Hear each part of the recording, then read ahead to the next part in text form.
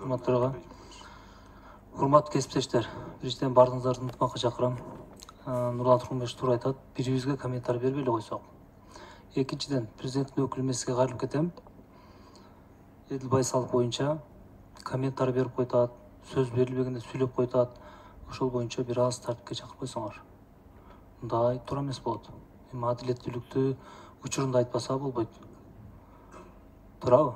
Такталбаган маалымат деп койтат, башка деп койтат, сөз бериликте сүйлөп койтат. Бул жерге келгенде өзүнүн сүйлөй турган сөзүн сүйлөп, анан кетсин.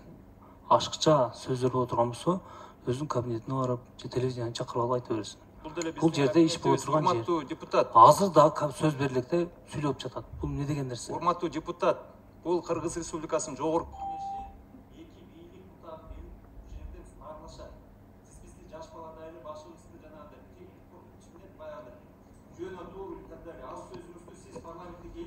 Урматтуу Эдил Байсалов, Сизге айтарым азыр мен айтайынчы.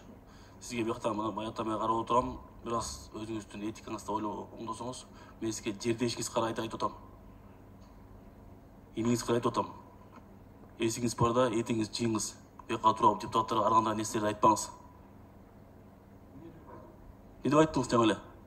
Мен айтып атам, бул жерде жогорку кеңеш, Кыргыз Республикасынын жогорку кеңеши. Урматтуу төрага. Бешкени билип отурабыз. Биякта сиз бизге болгон мамилеңизди оңдоңуз деп атабыз. Жок, анан сиздер мындай кагып Мен сизди силкен жокмун.